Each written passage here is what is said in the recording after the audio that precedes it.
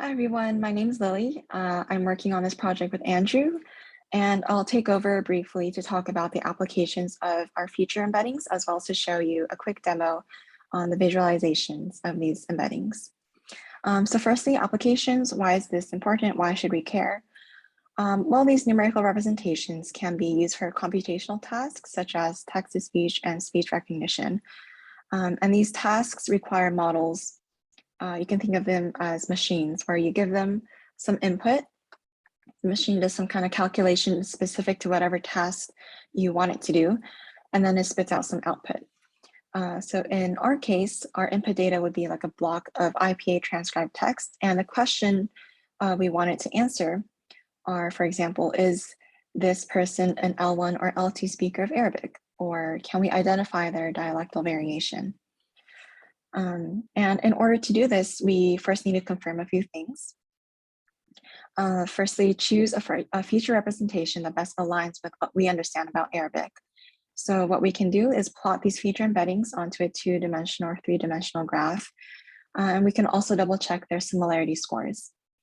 And the reason why it's important that we converted the qualitative features into quantitative features in the embeddings is so that we can perform these kinds of calculations using concepts from linear algebra. And then another thing to confirm is we want to compare the performance between our phoneme embeddings to those generated by NLP methods and see which one actually is more helpful for a model. So this semester, the NLP model I chose is from FastText. And FastText, it generates character level and word level embeddings. So I took advantage of this because we're essentially doing the same thing, but with IPA transcriptions. Next, I want to give you a quick run through of some visualizations I made in 2D and 3D. If you want to follow along, you can scan this QR code or go to this link. Or you can just watch on your screen as well. And I'll also give a demonstration of where you give a target phoneme. You can also find the top 5 or top 10 most similar phonemes as well. So I'm going to toggle over to this tab here. This is a notebook, and it's organized into different sections. You'll see like the fall version, spring version, FastText version. For the sake of time, I'll talk about the spring and the FastText versions only. So if we open this up, we can see they're all laid out in the same way. So first you'll see the labels. These are the IPA symbols relevant for that specific version. And following that, you'll see the K closest phonemes. What's happening here is you first give it a target phoneme. So let's say we're interested in B. And then you say, hey, give me the top 10 most similar phonemes to B.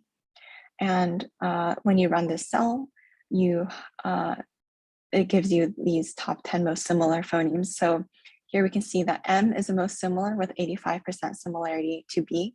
And that kind of makes sense, right? Like it's bilabial, it's voiced, and then it's followed by D, F, T, dental D, etc. Okay, and then following that are the graphs. So here is a 2D graph and the 3D graph. One thing to know about these graphs is that originally in our phonological feature chart, each phoneme is represented by 30 different features. So ideally, that means we should have a visual representation of a 30-dimensional space. But as humans, we're limited to like 2D or 3D, especially from a screen. And so inevitably, there is a loss of information because we need to compress those 30 dimensions down into 2D or 3D.